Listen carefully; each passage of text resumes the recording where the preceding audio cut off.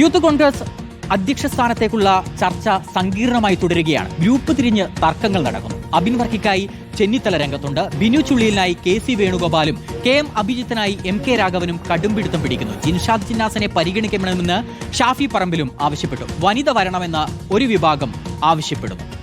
റോഷിപാൽ ഒരിക്കൽ കൂടി ചേരുകയാണ്. റോഷിപാൽ, ചേരി തിരിഞ്ഞ് ഓരോ നേതാക്കളുടെ പേര് പറഞ്ഞുകൊണ്ട് ആവശ്യം ശക്തമാകുന്നു. അഭിജിത്തിന്റെ പേര് വരുന്നു, ജിൻഷാദ് ജിന്നാസിന്റെ പേര് വരുന്നു, അബിൻ വർക്കിയുടെ പേര് വരുന്നു. ആ രീതിയിൽ ഓരോരുത്തരുടെ പേരിങ്ങനെ മാറി മാറി വന്നുകൊണ്ടേയിരിക്കുകയാണ്. അപ്പോൾ ഈ തർക്കം എപ്പോൾ തീരുമെന്ന് പ്രതീക്ഷിക്കാൻ നമുക്ക് എപ്പോഴേക്കൊരു തീരുമാനം? വിനേഷ്, യൂത്ത് കോൺഗ്രസിന്റെ സംസ്ഥാന അധ്യക്ഷനെ ഇന്ന് രാത്രിയോടെ പ്രഖ്യാപിക്കുക എന്ന ലക്ഷ്യമാണ് ഹൈക്കമാൻഡിന്. അതുകൊണ്ട് തന്നെയാണ് ചർച്ചകൾ തുടരുന്നത്. ഒരുപക്ഷെ ഇന്ന് പ്രഖ്യാപിച്ചെങ്കിലും 1-2 ദിവസത്തിനപ്പുറത്തേക്ക് ചർച്ചകൾ നീണ്ടുപോകില്ല. പക്ഷേ ഓരോ മണിക്കൂറിലും കൂടുതൽ നേതാക്കൾ പേരുകൾ നിർദ്ദേശിക്കുന്നുണ്ട്. നേരത്തെ ഒന്നും ഇല്ലാത്ത ജിൻഷാദിന്റെ പേരടക്കം വരുന്നു. ഷാഫി പറമ്പിൽ MPയാണ് ജിൻഷാദിനെ പരിഗണിക്കണം എന്ന ആവശ്യം ഉയർത്തുന്നത്. നേരത്തെ അബിൻ വർക്കി അധ്യക്ഷനാക്കണമെന്ന അഭിപ്രായമായിരുന്നു ഉയർന്നത്. കാരണം യൂത്ത് കോൺഗ്രസ് സംസ്ഥാന അധ്യക്ഷ സ്ഥാനത്തേക്കുള്ള മത്സരത്തിൽ 2ാം സ്ഥാനത്തെത്തിയത് അബിൻ വർക്കിയാണ്.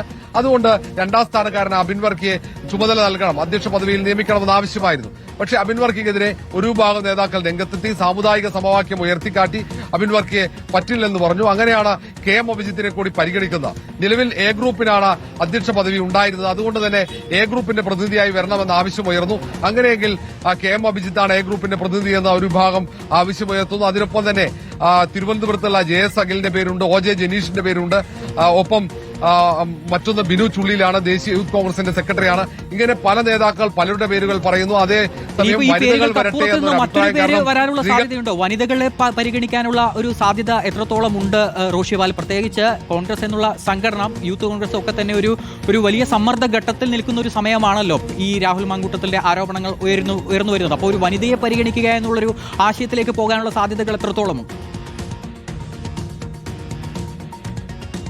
നിലവിലെ രാഷ്ട്രീയ സാഹചര്യത്തിൽ വനിതയെ അധ്യക്ഷ പദവിയിൽ എത്തിച്ച് മുഖം രക്ഷിക്കാമെന്ന അഭിപ്രായം ഒരു ഭാഗത്തുണ്ടെങ്കിലും സംഘടനാ ശേഷിയുള്ള ഒരു വനിതയെ നിയമിക്കണം. പ്രത്യേകിച്ച് തെരഞ്ഞെടുപ്പ് കാലമാണ്, സമര കാലഘട്ടമാണ് ഇനി വരാൻ പോകുന്നത്.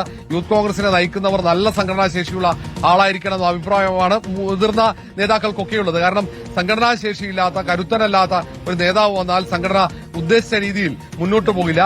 പ്രത്യേകിച്ച് ഇനിയുള്ള മാസങ്ങളിൽ സർക്കാരിനെതിരെയുള്ള സമരമാണ്. സമരസംഘടനയായി സംഘടനയെ മാറ്റേണ്ട ഒരു ഉത്തരവാദിത്വം കൂടെ പുതിയ അധ്യക്ഷനുണ്ടാകും. അതുകൊണ്ട് നല്ല കരുത്തനായ ഒരു സംഘാടക മികവുള്ള ആളെ നിയമിക്കണമെന്ന ആവശ്യമാണ് ഒരു വിഭാഗം ഉയർത്തുന്നത്. പക്ഷേ ഏതായാലും തീരുമാനത്തിലേക്ക് എത്താൻ കഴിഞ്ഞിട്ടില്ല. ചർച്ചകൾ സജീവമായി നടക്കുന്നു. ദീപാദാസ് മുൻഷി നേതാക്കളുമൊക്കെയായി ആശയവിനിമയം നടത്തുന്നുണ്ട്. ദേശീയ യൂത്ത് കോൺഗ്രസിന്റെ അധ്യക്ഷനും സംസ്ഥാനത്തെ നേതാക്കളുമായി ആശയവിനിമയം നടത്തുന്നു. പക്ഷേ അബിൻ വർക്കിക്കെതിരെ കടുത്ത വിയോജിപ്പ്, KM അഭിജിത്തിനെതിരെ വിയോജിപ്പ്, ബിനു ചുള്ളിയിലെതിരെ വിയോജിപ്പ്, അങ്ങനെ ഓരോ പേരുകൾ ഉയരുമ്പോൾ അവർക്കെതിരെ മറുഭാഗം വിയോജിപ്പ് ഉയർത്തുന്നുണ്ട്. ഏതായാലും ചർച്ചകൾ മുന്നോട്ട് പോകുന്നു. ഇന്ന് രാത്രിയോടെ പ്രഖ്യാപനം നടന്നില്ലെങ്കിൽ 1-2 ദിവസത്തിനകം തന്നെ അധ്യക്ഷൻ വരും.